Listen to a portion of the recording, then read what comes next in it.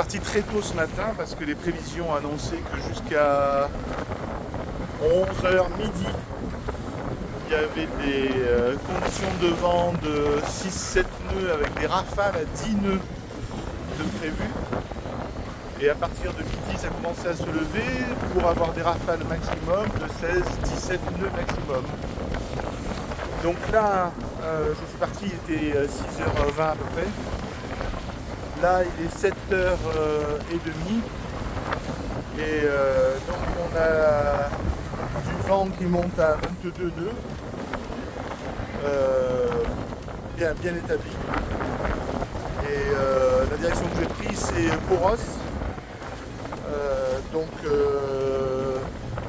J'espère que c'est que le front qui est en avance, mais que ce n'est pas les prévisions qui étaient minimalistes et que je vais arriver à 29 nœuds de vent à midi. Parce que là, je suis parti pour 40 000 nautiques, donc ça fait un peu long avec une vanne. Donc j'ai pris 2 riz dans le génois, 2 riz dans la grand voile, dans le Dautor. Et j'avance bien, je suis à 7,5, 7,6. J'ai pas éteint le moteur, je laisse tourner en fond si j'en ai besoin, il sera en secours. Et ça avance bien, 7,5 nœuds, ouais. Et pour 20 nœuds de vent, alors qu'ils annoncent 10 nœuds de vent ce matin jusqu'à 11h du matin. J'ai fait la copie d'écran. Ce matin, je précise, ce n'est pas les précisions d'hier, c'est les précisions de ce matin que j'ai pris avant de partir. Difficile de faire des trajets sécurisés avec ça. Tout va très bien.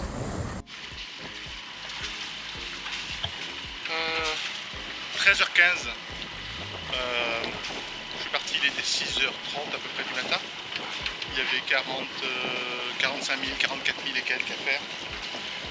Ils avaient annoncé temps très calme jusque vers les 11h midi. Et à partir de midi, le temps devait se gâter un petit peu. Quand je dis calme, c'était 6 nœuds de vent avec rafale à 10 nœuds. C'est pas calme, c'est très calme. Alors en fait, j'ai eu totalement l'inverse. Au démarrage, je suis sorti du port, c'est monté jusqu'à 20 nœuds, bien 20 nœuds, bien tapé. Heureusement, à la limite, que c'est parti dès le départ parce que j'ai tout lancé, j'ai tout envoyé. Et puis, je sais pas, 10 minutes après, je me suis dit 20 nœuds au départ comme ça, j'aime pas trop. Donc, j'ai pris 2 riz dans le génois et 2 riz dans la grand voile. Et en freine, c'est monté à 24-25 nœuds. Heureusement, la mer n'était pas formée, il y avait juste des vagues de vent et pas de houle supplémentaire. Donc, ça allait bien. Et par contre, ça décoiffait pas mal, quoi.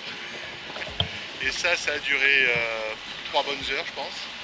Au bout de 3 heures, c'est redescendu, donc j'ai eu un maximum de 10-15 nœuds, ce qui était très agréable, très sympa, de travers, bien avancé.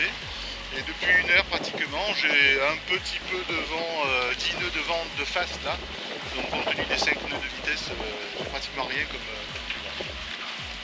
là on arrive dans un goulet qui est entre une île et le Péloponnèse qui est ici. Et ce goulet est très célèbre parce qu'il est très abrité. Et au bout, il y a la ville de Poros, où là encore, effectivement, l'amarrage solo risque d'être cocasse, mais bon, on va faire son mieux pour y arriver. En attendant,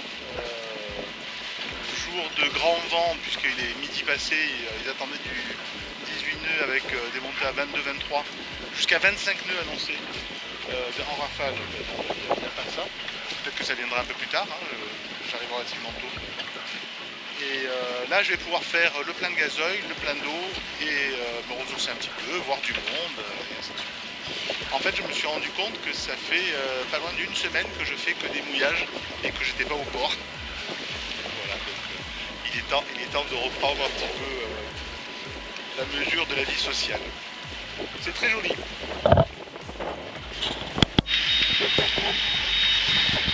Hop.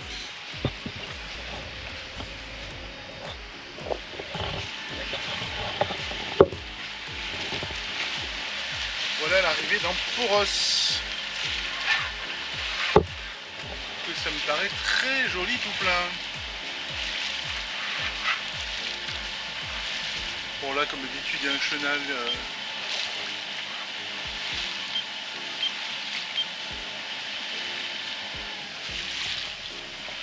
m'étonne, c'est qu'il y ait plein de bateaux qui soient garés après le chenal. Oui, je vois qu'il y a des hauts fonds de 5 mètres. Donc ça permet de garer ton bateau sans problème.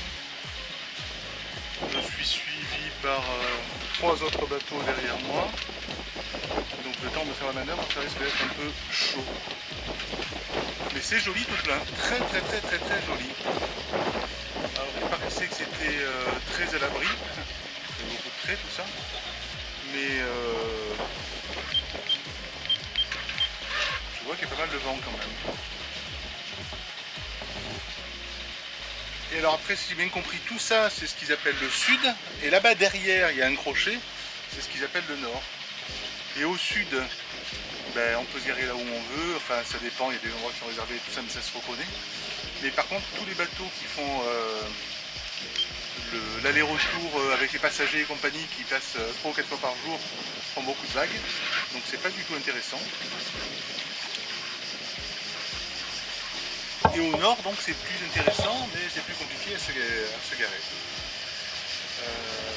Je pensais pas qu'il y ait autant de bateaux que ça. Ça risque d'être sportif, la prise de place.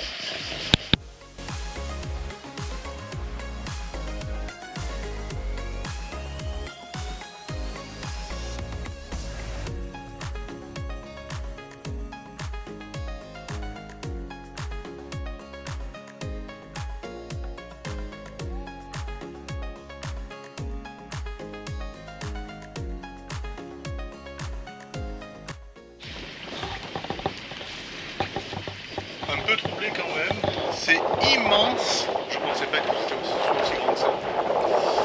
Il y a des bateaux qui vont dans tous les sens et apparemment c'est un peu anarchique, chacun fait comme une feuille de sang et tout seul comme un homme. Lui je vois même pas son ancre, c'est marrant ça. Tu vois l'ancre elle est encore à la peau du bateau.